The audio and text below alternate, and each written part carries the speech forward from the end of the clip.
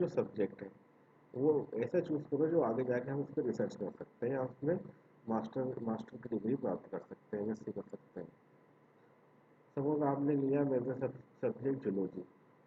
Major subject जो भी आप जो होगा, किसी ने केमिस्ट्री लिया होगा, किसी ने जूलॉजी लिया होगा, किसी ने बॉटनी लिया होगा। तो मेजर सब्जेक्ट के दो पेपर होते हैं, मेजर फर्स्ट पेपर और सेकंड पेपर, है ना। तो मैं ये कह रहा था कि जिसे एमएससी करना है, जैसे किसी स्टूडेंट को केमिस्ट्री में एमएससी करना है, ठीक है, तो उसको यहाँ पर मेजर सब्जेक्ट में केमिस्ट्री लेना चाहिए, ठीक है?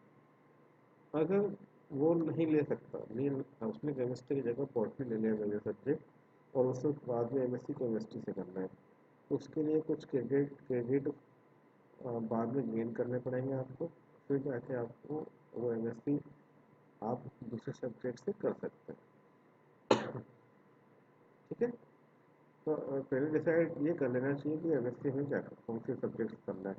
किसी का बॉटनी अच्छा होगा, किसी का जूलॉजी सब्जेक्ट प्रिय होगा, किसी का केमिस्ट्री प्रिय होगा, किसी का कंप्यूटर साइंस होगा, किसी का मैथ्स होगा। तो सभी के जो भी डिसाइड करके रखा होगा लोगों ने एमएससी में हमें आगे जाकर ये करना है, पढ़ना है, तो उसी के अकॉर्डिंग मेजर सब्जेक्ट को चूज़ करना चाहिए, ठीक है ना। अभी हम जैसे मेजर सब्जेक्ट की बात करते हैं, major major chemistry BSc second year का है। चलो मेरे साइट पे चल के देख लेते हैं, वहाँ आपको मिल जाएगा। यहाँ आप कार्बनिक रसायन सर्च करो गूगल पे, यहाँ नीचे दिखेगा टेक्निकल ऑर्गेनिक केमिस्ट्री, यहाँ पे क्लिक करिए आप। जैसे कि मैंने पहले वीडियो में बताया था, यहाँ पर उसका बीएससी ऑल सब्जेक्ट सिलेबस ही है। तो हम बात कर रहे थे केमिस्ट्री मेजर की। कोई स्टूडेंट ने मेजर केमिस्ट्री लिया है, बॉटनी लिया है, किसी ने जूलॉजी लिया है, किसी ने मैथ्स लिया है, किसी ने कंप्यूटर साइंस लिया है। तो मेजर इनका इसलिए मैंने यहाँ पर सब मेजर सब्जेक्ट के पेपर फर्स्ट लिखे हुए हैं, ठीक है ना। और जो जिसने मेजर केमिस्ट्री लिया है, तो उसे सेकंड पेपर भी पढ़ना पड़ेगा, क्योंकि मेजर के दो पेपर होते हैं, फर्स्ट सेकंड, ठीक है ना।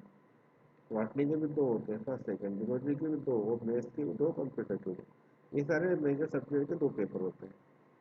और जो माइनर सब्जेक्ट है, माइनर चाहे केमिस्ट्री हो, बॉटनी हो, जूलॉजी हो या मैथ्स, जो भी माइनर हो, तो माइनर का जो सिलेबस होता है वो मेजर का जो सेकंड पेपर होता है वही माइनर का होता है, ठीक है। मतलब जो माइनर वाला स्टूडेंट है, जिसने केमिस्ट्री माइनर में लिया हुआ है या किसी ने इलेक्टिव में केमिस्ट्री ले लिया है, तो इन दोनों का सिलेबस वही होता है जो मेजर का सेकंड पेपर का होता है। मतलब मेजर में दो पेपर पढ़ने पड़ रहे हैं, फर्स्ट पेपर और सेकंड पेपर। मेजर वाले स्टूडेंट में केमिस्ट्री का अगर होता है तो केमिस्ट्री का ये फर्स्ट पेपर है और ये सेकंड पेपर है। अगर किसी ने बॉटनी लिया हुआ है तो मेजर सब्जेक्ट में, तो ये फर्स्ट हो गया तो ये सेकंड हो गया पेपर उसका। तो केमिस्ट्री का सेकंड या बॉटनी का सेकंड या जूलॉजी का सेकंड या मैथ्स का सेकंड या कंप्यूटर साइंस का सेकंड, ठीक है ना। ये सेम होता है माइनर और इलेक्टिव के। मतलब माइनर में अगर आपने केमिस्ट्री लिया है तो ये केमिस्ट्री का सेकंड पेपर और माइनर का पेपर और इलेक्ट्रिक का पेपर, तीनों का एक ही पेपर कराएगा, ठीक है ना। और हम देखते हैं, ये तो हो गया मेजर और माइनर। इलेक्टिव में सब्जेक्ट में आप केमिस्ट्री बॉटनी जूलॉजी कुछ भी ले सकते हैं ना, ठीक है। उसी के अकॉर्डिंग आपने इलेक्टिव सब्जेक्ट लिया है। वैसे इलेक्टिव सब्जेक्ट नया कोर्स, नया शिक्षा नीति जो लाए है, उसका उद्देश्य ये है कि आप जो इलेक्टिव सब्जेक्ट है वो आप कोई सा भी चेंज कर सकते हो। आपके तीन सब्जेक्ट हैं, बॉटनी, जूलॉजी, केमिस्ट्री। से बायो ग्रुप की हम बात करें तो बायो में क्या होता है सॉरी, बॉटनी, जूलॉजी और केमिस्ट्री होती है। उसमें से आप एक एक सब्जेक्ट को छोड़ सकते हैं, जो आपको ज़्यादा टफ लग रहा है उसको हटा दीजिए, ठीक है ना। तो आपने मेजर में से केमिस्ट्री ज़्यादा टफ लगता है तो केमिस्ट्री को हटाई दो, ठीक है।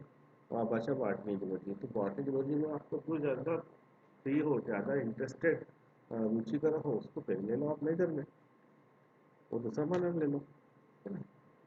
इलेक्टिव या वैकल्पिक विषय जो होता है वो साइंस के जो स्टूडेंट्स होते हैं वो बीए के या बीकॉम के या अदर सब्जेक्ट्स जो जैसे इंडियन हिस्ट्री पढ़ना है उसको, या इकोनॉमिक्स पढ़ना है, या बीकॉम में कुछ सब्जेक्ट पढ़ना है, मतलब वो अपने बीएससी सब्जेक्ट के साथ साथ बीए का भी ज्ञान लेना चाह रहा हूँ या बीकॉम का ज्ञान लेना चाह रहा हूँ, अदर सब्जेक्ट इलेक्टिव सब्जेक्ट में यही चीज़ें आती हैं, जैसे एनसीसी हो गया, एनएसएस हो गया, फिजिकल एजुकेशन हो गए। तो ये सब चीज़ें थोड़ी डिफरेंट हो जाती है, मतलब आपको तीन सब्जेक्ट नहीं पढ़ना पड़ रहा है, बॉटनी जूलॉजी केमिस्ट्री। अगर आपने बॉटनी ले लिया, जूलॉजी ले लिया, केमिस्ट्री ले लिया, तो फिर सिलेबस नई शिक्षा नीति का मतलब ही क्या है? समझ में आ रहा है? आप वो तो भी पुराना पैटर्न ले लिया आपने, बस हालांकि ये है कि सिलेबस थोड़ा कम हो गया। आपने वही तीन ले लिया, बॉटनी जूलॉजी केमिस्ट्री, ऐसा नहीं करना है। बॉटनी लिया, जूलॉजी लिया, केमिस्ट्री, तीनों में से एक क्विट कर दो आप। नहीं, क्यों इतने हेडेक ले रहे हो? अगर कोई ज़्यादा टफ लग रहा है तो आप हटा दीजिए। इलेक्टिव सब्जेक्ट क्यों रखा है? इलेक्टिव इसी कारण तो रखा हुआ है कि आप अदर सब्जेक्ट ले सकते हैं। साइंस वाले फैकल्टी का स्टूडेंट जो है वो आर्ट फैकल्टी या बीकॉम फैकल्टी के सब्जेक्ट इलेक्टिव में ले सकता है। बात समझ में आ रही है? जैसे मेजर आपने बॉटनी ले लिया, मैंने जूलॉजी ले लिया, तो इलेक्टिव आप दूसरे सब्जेक्ट ले सकते हैं आपकी वो रुचि पे। ऐसा मैं कह नहीं रहा कि लेना है, जो भी आपकी रुचि है इलेक्टिव सब्जेक्ट की, अदर सब्जेक्ट जो बात समझ में आ रही है ना, साइंस का स्टूडेंट है उसको आर्ट या बीकॉम है ना, वाणिज्य विभाग के या दूसरे सब्जेक्ट लेने लेने की अनुमति है, ठीक है ना। और जो आर्ट वाले सब्जेक्ट है, आर्ट है या बीकॉम है, वो इलेक्टिव में साइंस का सब्जेक्ट ले सकता है। उसको केमिस्ट्री पढ़ना, मैथ्स पढ़ना है, कंप्यूटर साइंस पढ़ना है, जो भी चीज़ें पढ़नी है वो इलेक्टिव में ले सकता है। बात समझ में आ रही है? जो साइंस का है वो आर्ट के सब्जेक्ट लेगा इलेक्टिव में, ले सकता है, या खुद का सब्जेक्ट भी ले सकता है, जो आप लोगों ने, कई लोगों ने लिया हुआ। कोई कर ले, जो ले लिया, कंफ्यूज नहीं होना। फिर मैं आपको ये वीडियो इसलिए बना रहा हूँ ताकि कॉन्सेप्ट क्लियर हो जाए आपकी, ताकि आप अगर कोई चेंजेस आता है तो सब्जेक्ट चेंज करने का एक बार और मौका मिलेगा, तो आप अब एक बार डिसाइड कर सकते हो कि मुझे ये सब्जेक्ट लेना है, तो एक और मौका मिल सकता है, तो आप अपने सब्जेक्ट को अभी सोच समझ के कुछ चेंजेस कर सकते हो। तो कहने का मतलब ये है कि आपका जैसे बायो ग्रुप है, तो बायो ग्रुप में बॉटनी जूलॉजी केमिस्ट्री है, तो तीन में से एक सब्जेक्ट आपको कठिन लग रहा है तो आप हटा दीजिए, लेकिन दो सब्जेक्ट में से एक को मेजर, एक को माइनर बना दीजिए। और तीसरा जो सब्जेक्ट है वो आर्ट, कॉमर्स के काम, कंप्यूटर एप्लीकेशन, फंडामेंटल, फैशन, जो जो सब्जेक्ट चलते हैं एनसीसी एनएसएस, उन चीज़ों में आप ले सकते हैं। लेकिन एनसीसी भी उन्हीं लोगों को मिलेगा जिनका सिलेक्शन हो चुका है या उसको हो जाता है, ठीक है ना। अगली बात, इतनी बात समझ में आ गई, मेजर माइनर और सिलेक्टिव। मेजर के दो पेपर होते हैं, मेजर का जो दो पेपर सेकंड में होता है वही माइनर का भी होता है और वही इलेक्टिव का भी होता है, ठीक है, क्लियर। अगर वो जो सब्जेक्ट इक्विवेलेंट ले रहा है उसके अकॉर्डिंग बता रहा हूँ मैं। अगर अब अपना आगे बढ़ते हैं, एक सब्जेक्ट का था वोकेशनल, ठीक है ना। वोकेशनल सब्जेक्ट, यहाँ भी कॉन्सेप्ट पूरी तरह से आप क्लियर हो गए होंगे, या मैं कर देता हूँ। यहाँ अपने कॉलेज में स्वामी विवेकानंद शासकीय महाविद्यालय ऐसे में वोकेशनल कोर्स में जैविक खेती है, सेल्समैनशिप है, डेस्कटॉप है और बागवानी है। इन चार सब्जेक्ट के अंदर ही आपको अपने रुचि के अकॉर्डिंग इस सब्जेक्ट को लेना है। इसके हट के अलग नहीं ले सकते। जैसे किसी ने सिक्योरिटी गार्ड, इंफॉर्मेशन टेक्नोलॉजी, कुछ कुछ भी जो भी चाहे वो लिख दिया, ऑनलाइन सब खुला हुआ है, तो वो हटा के आपको जो कॉलेज में कोर्सेज चल रहे हैं वही लेना पड़ेगा। अगर नहीं लेंगे तो आगे जाके आपको प्रॉब्लम आएगी, रिजल्ट में, मार्कशीट में दिक्कत ही दिक्कत है। उसके बाद जैसा आप फील्ड, लास्ट में आता है फील्ड प्रोजेक्ट। फील्ड प्रोजेक्ट और इंटर्नशिप में कई प्रकार की चीज़ आती है, तो अपने फर्स्ट ईयर में फील्ड प्रोजेक्ट को आप प्रोवाइड कर सकते हो, ठीक है ना। वोकेशनल में आपको चार समझ में आ गए, एक तो जैविक खेती, या इसको बोलते हैं ऑर्गेनिक फार्मिंग इंग्लिश में, डेस्कटॉप डीटीपी, सेल्समैनशिप, बिक्री कौशल बोलते हैं इसको हिंदी में, बागवानी हार्टिकल्चर। तो ये सब चीज़ें वोकेशनल कोर्स में आते हैं। आपको जो मेजर के दो पेपर, माइनर का एक, इलेक्टिव का एक, वोकेशनल का एक पेपर होगा। तो जो फाउंडेशन के कोर्स होते हैं उसमें सारे क्वेश्चन की तरह ऑब्जेक्टिव टाइप आते हैं 50। उसमें वैकल्पिक वाले क्वेश्चन आते हैं, 4 ऑप्शन रहते हैं, उसके जवाब देना पड़ता है। टोटल क्वेश्चन बस वही होता है। उसके लिए आपको OMR शीट, जैसे आप कॉम्पिटिशन एग्जाम में बैठते हो, वो OMR शीट आपको मिलेगी, ठीक है ना। जैसे जैसे आप आगे बढ़ोगे मैं आपको बताते चलूँगा। अब हम चलते हैं, जैसे हम केमिस्ट्री की बात कर रहे हैं, तो हम जैसे यहाँ हमको केमिस्ट्री का मेजर का पेपर फर्स्ट देखना है, तो आप यहाँ पर क्लिक कर देना। ये सिलेबस आ जाएगा यहाँ पर केमिस्ट्री का, जो मेजर जिसने जिसने मेजर केमिस्ट्री लिया है ना, उसका सिलेबस यहाँ पर आ जाएगा।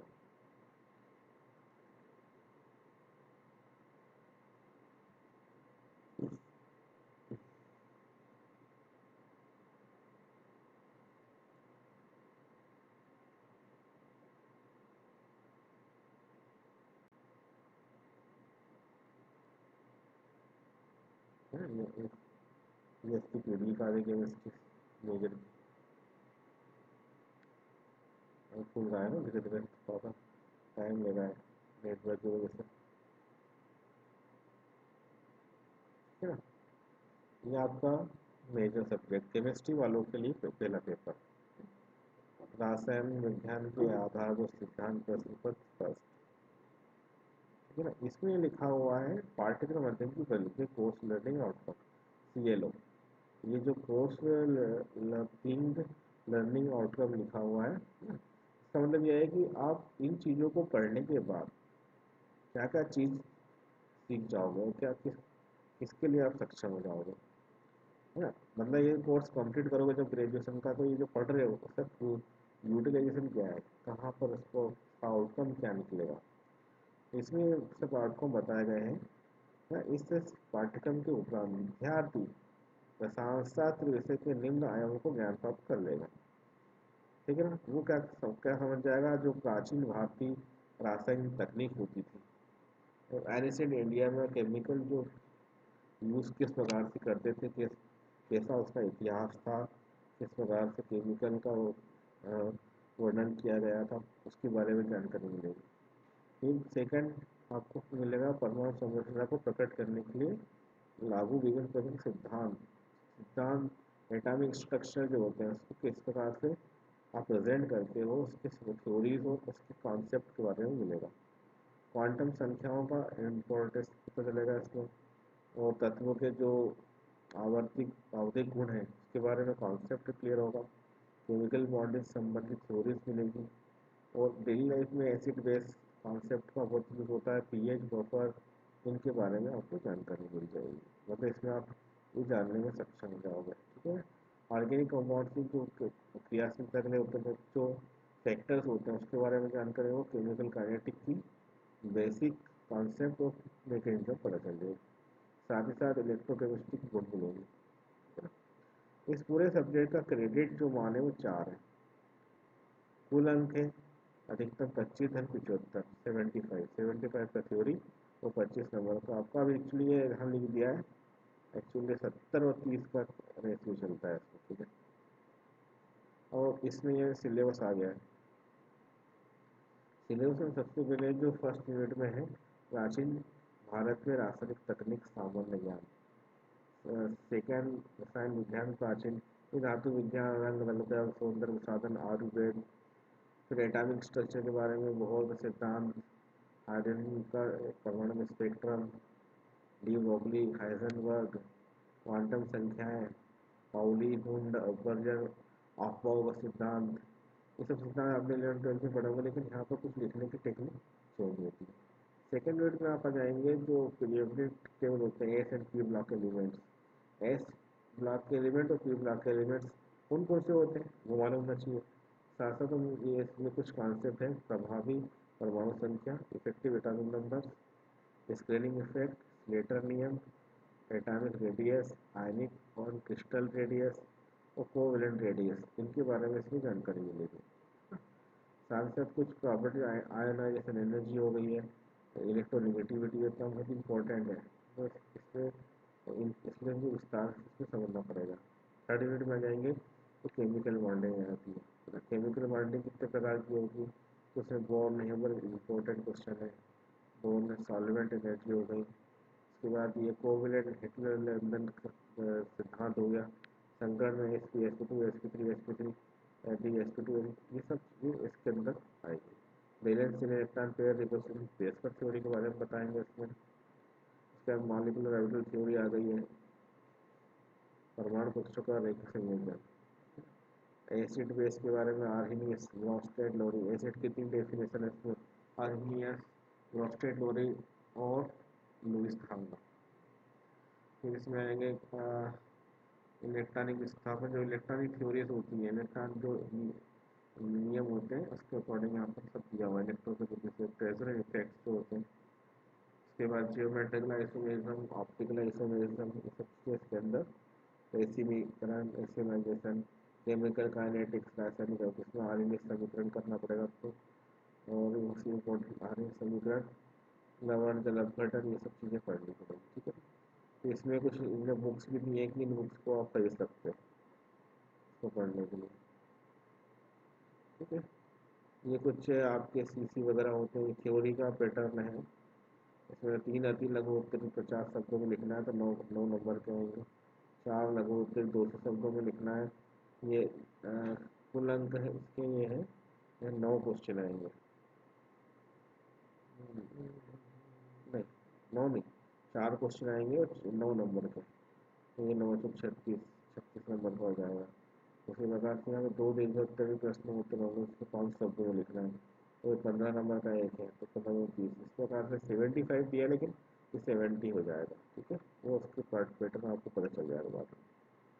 यही सिलेबस हमने इंग्लिश में कन्वर्ट कर दिया। जो इंग्लिश मीडियम के स्टूडेंट हैं वो यहाँ से इसको देख सकते हैं। तो मेजर में आपको ये इतने सारे सब्जेक्ट मिल जाएंगे, ठीक है। इसी के बाद इसी के नीचे सेकंड पेपर भी दिया हुआ